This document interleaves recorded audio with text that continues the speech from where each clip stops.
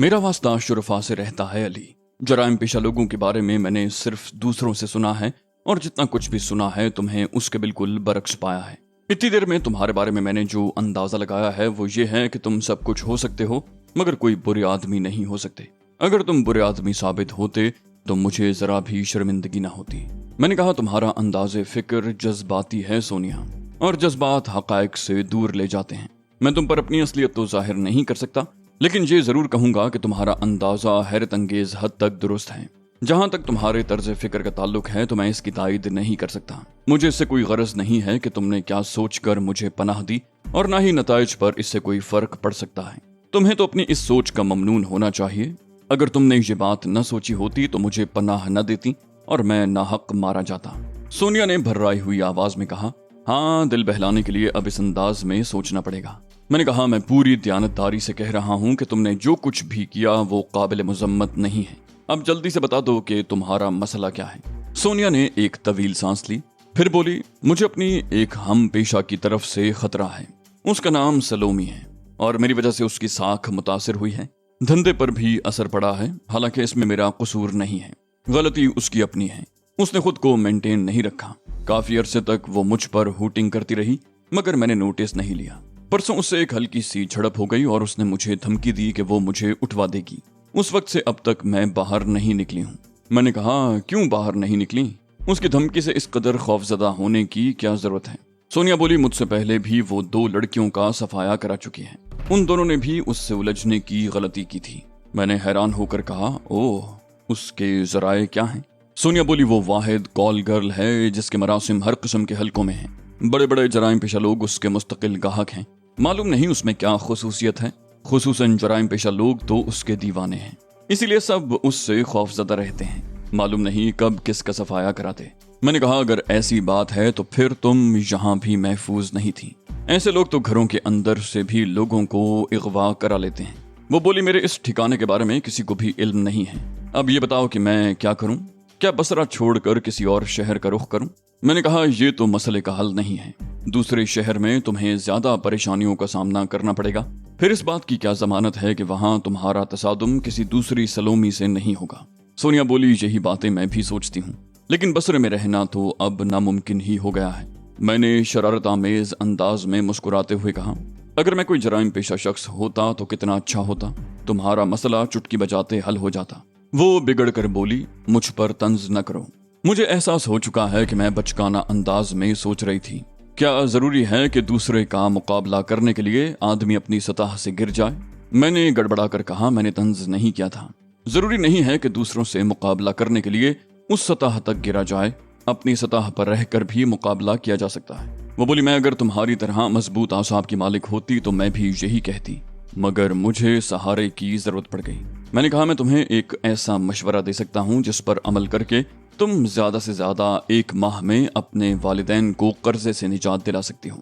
उसके बाद जो भी आमदनी हो वो तुम्हारी बचत होगी। सोनिया ने मुझे घूरा, बोली, ये सवाल तुम सीधी तरह नहीं कर सकते थे।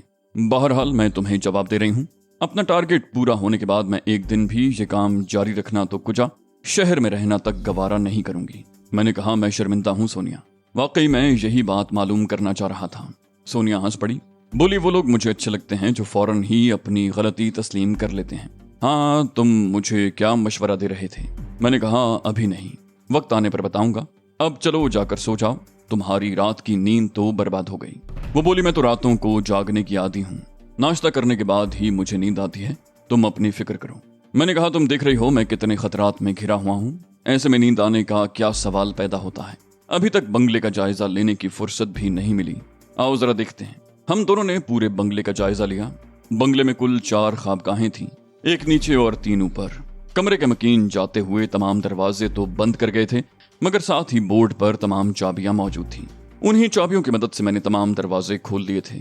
सोनिया मुतवातिर बोले जा रही थी और मैं उसकी बातों से आजिज था। आखिर तंग आकर मैंने उसके तबसरों की तरफ से कान बंद कर लिए। मेरा जहन उस पुरस्कार शख्स की तरफ भटक रहा था जिससे फोन पर गुफ्तगू होती रही थी। आखिर वो मेरी नॉर्मन शलोफ वाली हैसियत की तरफ से क्यों मशकूक हुआ था? शायद मैंने कोई जुमला कहा था जिस पर उसे ये शुबा पैदा हुआ था कि मैं नॉर्मन शलोफ नहीं कोई और हूँ। मैं वो जुमला याद करने की कोशिश करने लगा जो सोनिया की मेहरबानी से मेरे जहन से निकल गया था। ذہن پر ذرا سا زور دینے سے مجھے یاد آ گیا کہ میں نے ان لوگوں کو روشنی میں لانے سے متعلق کچھ کہا تھا جس پر وہ میری طرف سے مشکوک ہوا تھا۔ اس کا مطلب واضح طور پر یہی تھا کہ نارمن شلوف ان لوگوں سے واقف تھا۔ اگر واقف تھا تو وہ شخص نارمن شلوف کی آواز کیوں نہیں پہچانتا تھا؟ یہ کیا اسرار تھا؟ میں نے بہت مغز ماری کی مگر کسی نتیجے پر نہیں پہنچ سکا۔ معاملہ خاصا پیچیدہ تھا اور صرف ذہنی جمناسٹک کے ذریعے حل ہوتا نظر نہیں آتا تھا۔ نارمن شلوف اور ان لوگوں کے درمیان جو بھی تعلق تھا اس کا علم ہونے کی واحد صورت یہ تھی کہ دونوں پارٹیوں میں سے کسی ایک سے معلومات حاصل ہو جاتی۔ پھر اچانک میرے ذہن میں ایک ترکیب آئی اور میں نے اس پر عمل کرنے کا فیصلہ کر لیا۔ میں سونیا کے ساتھ بنگلے کے دروازے پر آیا اور دروازہ کھول دیا۔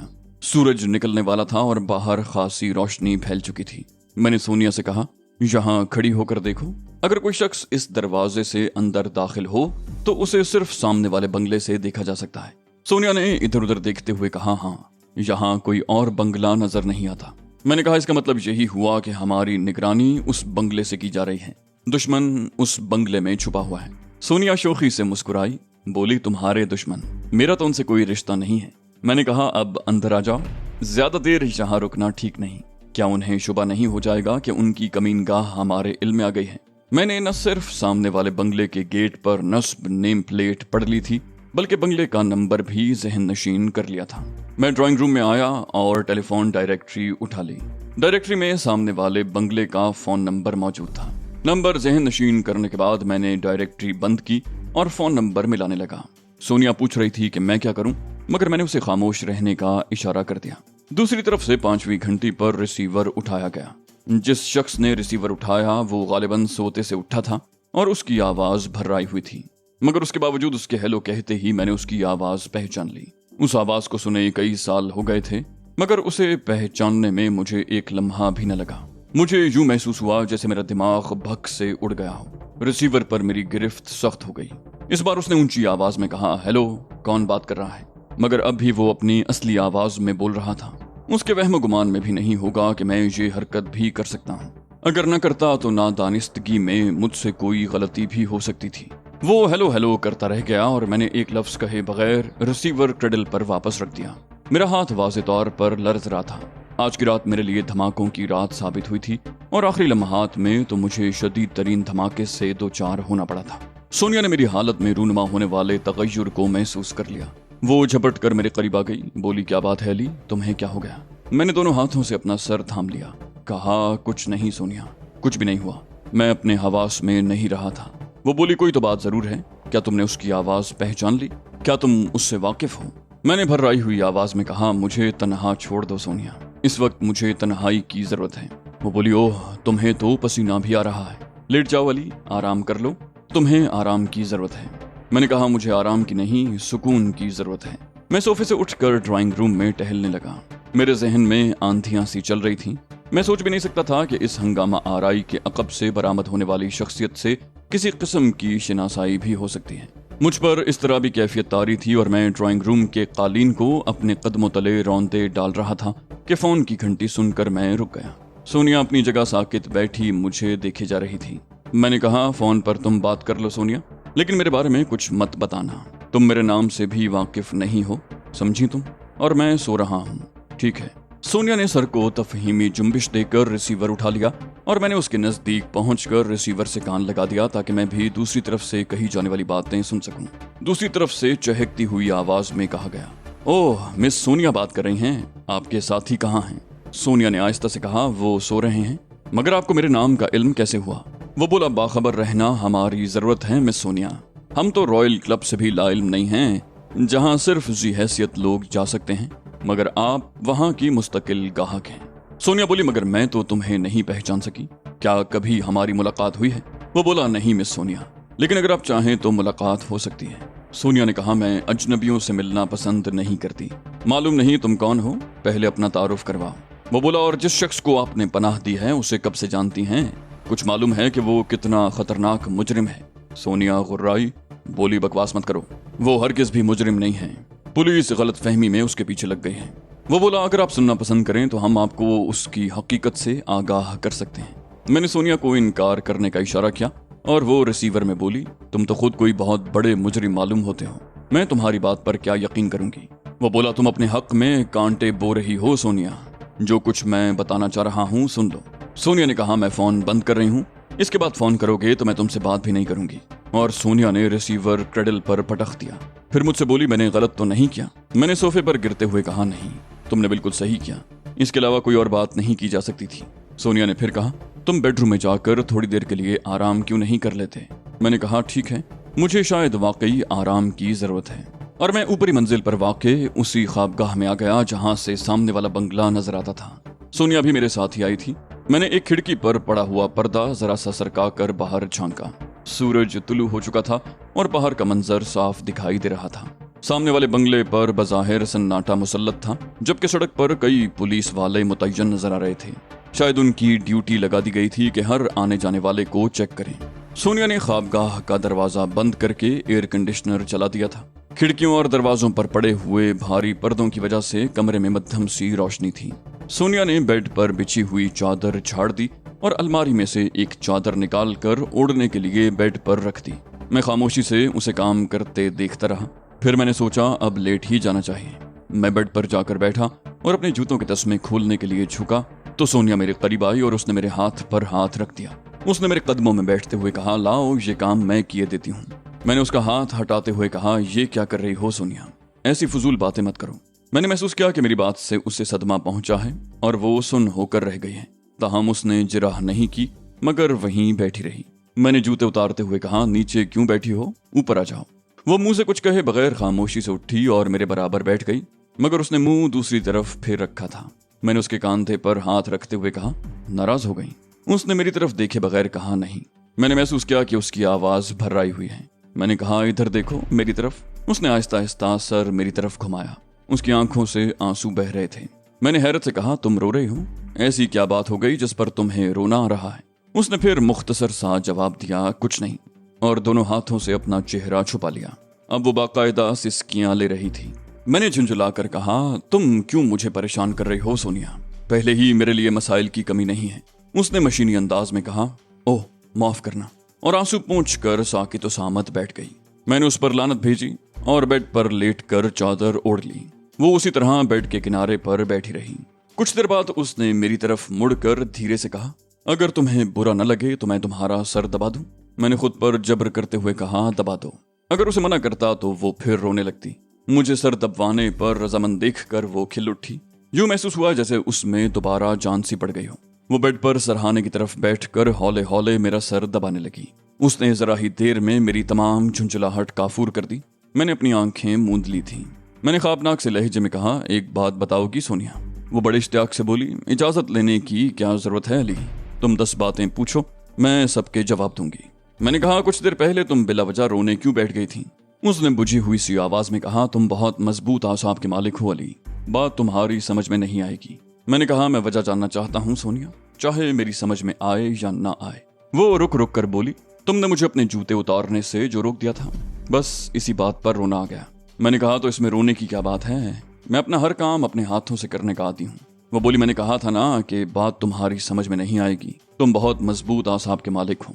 आदमी जब किसी को अपने दिल में जगह देता है, आंखों पर बिठाता है, तो खुद ब खुद उसके काम करने को दिल चाहने लगता है। ऐसे में अगर उसे खिदमत करने से रोक दिया जाए तो दिल भर ही आता है। मैंने कहा, तो आदमी क्यों किसी को अपने दिल में जगह दे और आंखों पर बिठाए? वो बोली, ये तो दिल का सौदा है अली, इसमें आदमी के इरादे का क्या दखल? और फिर तुम ही ने तो मुझसे फरमाइश की थी। उसने शर्माए हुए अंदाज में सर झुका लिया और मुझे बेसाख्ता तहजीब याद आ गई, जिससे बिछड़े हुए मुझे कई साल हो गए थे। मालूम नहीं वो कहाँ और किस हाल में होगी। मैंने तो कभी उसके बारे में मालूम तक करने की जहमत नहीं की थी। मुझसे बिछड़कर उस पर क्या गुजरी होगी। मुझे खुद पर अफसोस होने लगा। मालूम नहीं मैं किस किस्म का आदमी था। मैं कितनी आसानी से उससे अलहदा हो गया था। शायद मैं पत्थर दिल था, मगर दूसरे तो पत्थर दिल नहीं होते। उनके तो जज्बात व एहसासात होते हैं। उनके दिल पर तो चोट लगती है, रूह जख्मी हो जाती है। सबकी आंखें तो मेरी तरह सख्त नहीं होती और कभी कभार तो पत्थर भी नम हो जाते हैं। मुझे क्या हक पहुंचता है कि किसी को तकलीफ पहुंचाऊं या आजार में मुब्तला करूं? अगर यही करना था तो मोहब्बत करने की क्या जरूरत थी? आदमी जंगल में बसेरा न कर ले। सोनिया को कैसे मालूम हो सकता था कि मुझ पर क्या गुजरी है? वो एक कॉल गर्ल थी मगर नहीं थी। गुनाह आलूद जिंदगी बसर करने के बावजूद وہ اندر سے ایک معصوم لڑکی تھی۔ اس کے جذبات و احساسات کسی ایسی ہی لڑکی کی طرح تھے جسے کبھی کسی نے نہ چھوا ہو۔ شرمانے کی اداکاری تو کی جا سکتی ہے، مگر گالوں پر جو حیا کی سرخی پھیلتی ہے وہ نہیں پیدا کی جا سکتی۔ وہ شرمائی تھی تو اس کے گال سرخ ہو گئے تھے۔ کسی کے بارے میں کس طرح کہا جا سکتا ہے کہ وہ اندر سے کیا ہے؟ ہر شخص ظاہر کو دیکھتا ہے اور اسی پر فیصلہ کر دیا جاتا ہے۔ جانے کتنے بے گناہ مسلوب ہو جاتے ہوں گے۔ میں نے آہستگی سے کہا، اگر مجھے معلوم ہوتا کہ میری بات کا یہ مفہوم نکلتا ہے تو کبھی یہ بات میرے منہ سے نہ نکلتی۔ وہ کھوئے کھوئے سے لہجے میں بولی، تمہارے کہنے سے کیا ہوتا ہے علی؟ کسی کے کہنے سے کچھ نہیں ہوتا۔ کوئی خود کو کسی پر مسلط نہیں کر سکتا اور کوئی کسی کو اپنے ذہن سے نہیں جھٹک سکتا۔ یہ تو ایک خودکار عمل کے ذریعے ہوتا ہے۔ آدمی کہنے کو بااختیار ہوتا ہے، مگر اس کی وقت ایک کھلونے سے زیادہ نہیں ہوتی۔ جب تک چابی بھری رہے گی چلتا رہے گا، چابی ختم ہونے پر خود بخود رک جائے گا۔ وہ بڑی بالغ نظری کی باتیں کر رہی تھی۔ اس کی تعلیم و تربیت کو مد نظر رکھتے ہوئے یہ بہت غیر معمولی بات تھی۔ شاید یہ اس کا اپنا تجربہ تھا۔ اس نے زندگی کے تلخ تجربات سے بہت کچھ سیکھا تھا، ورنہ لوگ تو دریا میں سے بھی خشک نکل آتے ہیں۔ ایسے تجربات کا کیا فائدہ جن سے کچھ حاصل نہ کیا جائے؟ میں نے کہا، میرے رویے سے تمہیں جو تکلیف پہنچی اس کے لیے میں تم سے معذرت چاہتا ہوں سونیا۔ اس نے تڑپ کر میرے ہونٹوں پر ہاتھ رکھ دیا، بولی، مجھے اور تکلیف مت پہنچاؤ علی۔ آئندہ کسی بات پر معذرت مت کرنا۔ میں تمہیں شرمندہ ہوتے نہیں دیکھ سکتی۔ تم نے مجھے جو مقام دیا وہ کسی نے نہیں دیا۔ میں ایک کاروباری عورت ہوں، میری حیثیت ایک کھلونے سے زیادہ نہیں ہے۔ جب جی چاہا خریدا اور دل بھر گیا تو توڑ دیا۔ آج سے پہلے مجھے ایک شخص بھی ایسا نہیں ملا جس کی نظروں میں نے کسی قسم کا احترام دیکھا ہو۔ ہر ایک کی آنکھوں میں ہوس ہی ناچتی دکھائی دیتی ہے، جیسے میں جذبات و احساسات سے آری کوئی مشین ہوں۔ میں نے اس کا ہاتھ پکڑ کر ہولے سے کھینچا اور وہ میرے سینے پر آ رہی۔ اس کا سر میرے سینے پر تھا اور اس کی آنکھیں بند تھیں۔ چہرے پر ایسی طمانینت بکھری ہوئی تھی جیسے اسے دنیا جہان کی دولت مل گئی ہو۔ وہ مجھے کسی ایسی معصوم بچی کی طرح نظر آئی جیسے اس کا من پسند کھلونا مل گیا ہو۔ میں نے اس کے بالوں میں انگلیاں پھیرتے ہوئے کہا، مجھ سے کوئی توقع مت وابستہ کر لینا سونیا۔ تمہارے جذبوں کے جواب میں تمہیں کچھ نہیں دے سکوں گا۔ وہ بولی، میں تم سے طلب ہی کیا کر رہی ہوں، بس تم مجھے اپنی خدمت کرنے سے مت روکو۔ میں نے بے بسی سے ایک طویل سانس لی۔ ان سب باتوں سے مجھے کوفت ہوتی تھی، مگر میں اس کا دل بھی نہیں توڑ سکتا تھا۔ میں نے کہا، ٹھیک ہے سونیا، آئندہ نہیں روکوں گا۔ وہ مارے خوشی کے اچھل کر بیٹھ گئی۔ بولی، میں تمہارے پیر دبا دوں؟ میں نے بڑی مشکل سے خود کو انکار کرنے سے روکا۔ کہا، ضرورت تو نہیں محسوس ہو رہی، لیکن اگر تمہارا جی چاہ رہا ہے تو دبا دو۔ وہ یوں پیر دبانے بیٹھ گئی جیسے اس کی زندگی کا مقصود ہی یہ رہا ہو۔ مجھے اس سے پیر دبوانا بری طرح کھل رہا تھا، مگر مجبوری تھی۔ کچھ دیر بعد میں نے اسے پکارا، سونیا۔ اس نے جواب تو دیا، مگر اس کے ہاتھ نہ رکے۔ کیا بات ہے علی؟ میں نے کہا، ناشتے کا کیا بنے گا سونیا؟ یہاں کھانے کا کچھ سامان موجود ہے۔ وہ بولی، مجھے تو خیال ہی نہیں رہا کہ صبح کے وقت ناشتہ کیا جاتا ہے۔ میں ابھی دکان سے ناشتے کا سامان لے کر آتی ہوں۔ میں نے اسے روکا نہیں، اس کے ساتھ نچلی منزل پر آیا۔ اس نے اپنا پرس سنبھالا، ٹوکری اٹھائی اور جیسے ہی وہ دروازے سے باہر نکلی میں دروازہ بند کر کے اوپری منزل کی طرف جھپٹا۔ جب تک وہ گیٹ تک پہنچی میں خوابگاہ میں واپس آ چکا تھا۔ میں نے کھڑکی کا پردہ ذرا سا سرکا کر باہر کا جائزہ لیا۔ میری نظریں سامنے والے بنگلے کے گیٹ پر مرکوز تھیں۔ سونیا کو باہر نکلنے کے 1 منٹ کے اندر سامنے والے بنگلے کے گیٹ سے بھی ایک شخص برآمد ہوا۔ وہ مقامی ہی معلوم ہوتا تھا اور اپنے حلیے سے ملازم نظر نہیں آتا تھا۔ اس کے ہاتھ میں بھی ٹوکری تھی اور وہ بھی اسی سمت میں گیا تھا جدھر سونیا گئی تھی۔ پولیس والے کسی سے تعرض نہیں کر رہے تھے۔ معلوم نہیں اب وہاں ان کی موجودگی کا جواز کیا تھا۔ سونیا کی واپسی میں کوئی 15 منٹ لگے۔ میں سڑک پر نظریں جمائے وہیں کھڑا رہا اور میں نے اس شخص کو دوبارہ دیکھا جو سونیا کے پیچھے گیا تھا۔ اس کا صاف مطلب یہی تھا کہ سامنے والے بنگلے سے مستقل ہم پر نظر رکھی جا رہی تھی۔ جیسے ہی ہم میں سے کوئی بنگلے سے باہر نکلتا اس کا تعاقب شروع کر دیا جاتا۔